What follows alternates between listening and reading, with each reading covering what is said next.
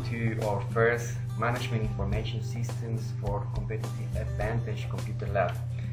The first thing that we have to do is to find the Flexsim 5 icon in your desktop. Double click on the icon, please. Wait a couple of seconds and then you will see 4 options. I'm encouraging you to try the online sample models and Flexsim tutorials. These 2 options will give you a very good introduction to the many tips and useful tricks that you will be using in your research project. After that, please press build a model. That's the first thing that we will do. Double click and build a model, and then you will have your 3D view for the model that you are developing right now. As a Flexsim software is using all the power of the graphic cards in your computer, now we need to check if the computer graph is already set up. So let's go to File, find the Global Preferences option,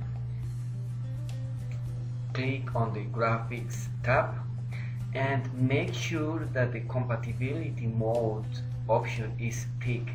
In this way, the Flexsim software will take care of all the power of your graphic cards.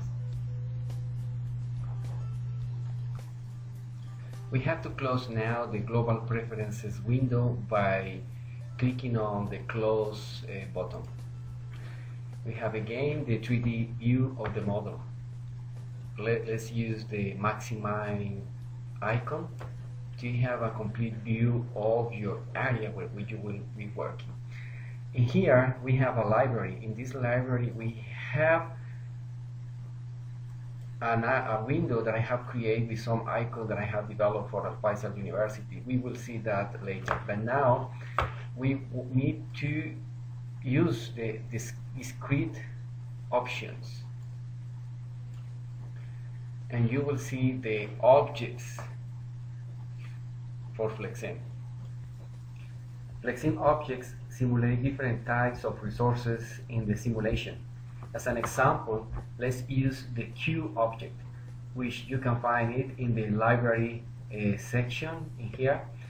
Let's press Q with the left click of the mouse, drag and drop wherever you want. For information, these boxes in the grid corresponds to 1 square meter in the Flexsim scale.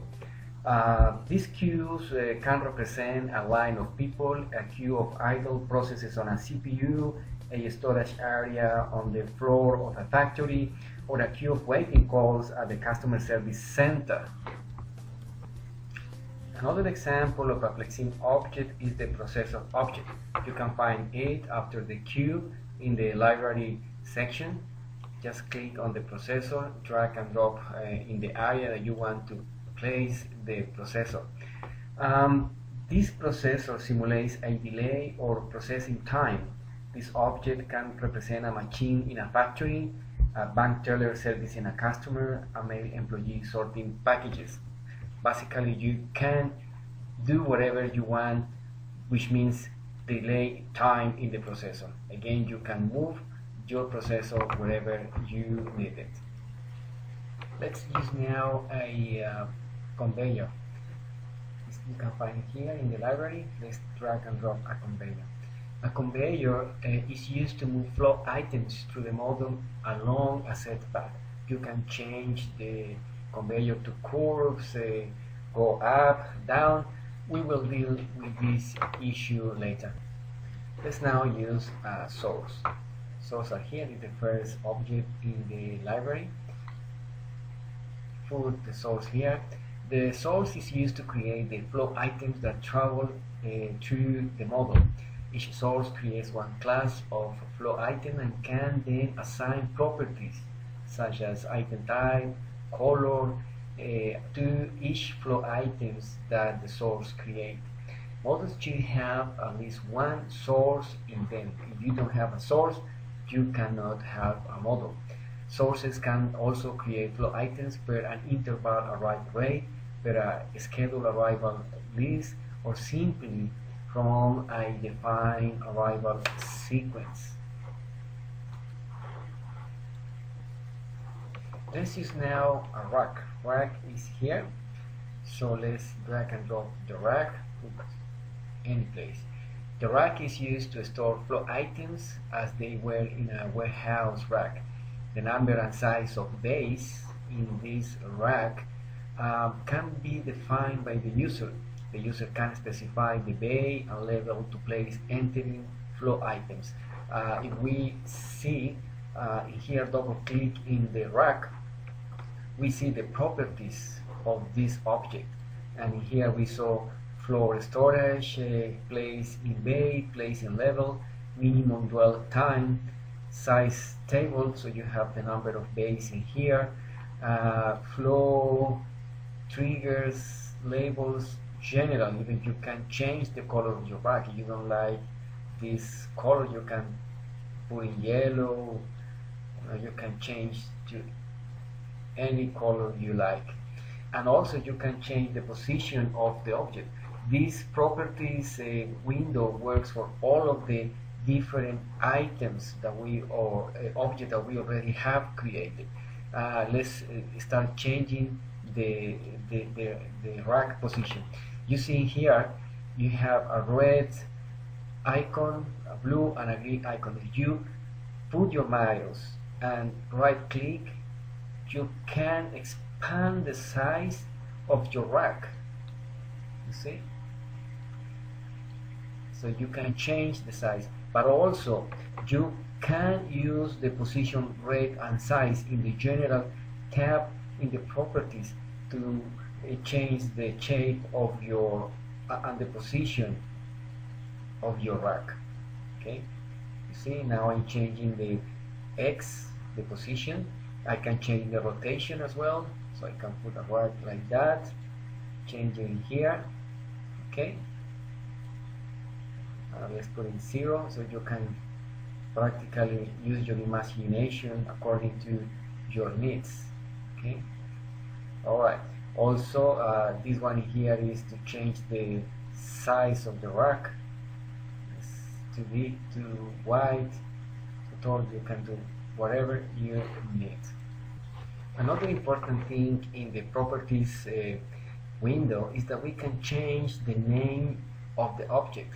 So initially it is called rack 5, so let's change the name for warehouse.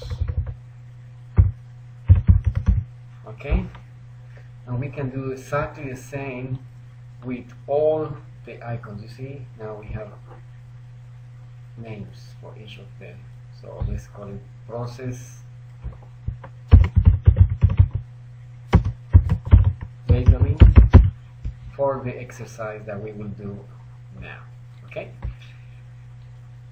now we have the main object that we need for the exercise that we want to do. I want to show you how to develop a complete model. If I click in the floor of my model, I can move my model wherever I want. I can change the distance with my rolling circling the mouse. Alright, and also I can change the 3D location of my model by clicking on the right click of the mouse. So I can have my model in any direction. Alright, I'm just trying to do something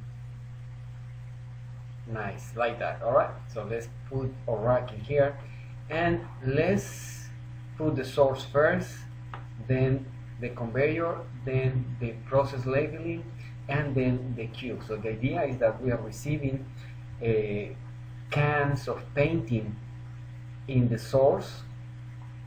Then we will pass all this paint through this conveyor to the labeling processing, where we put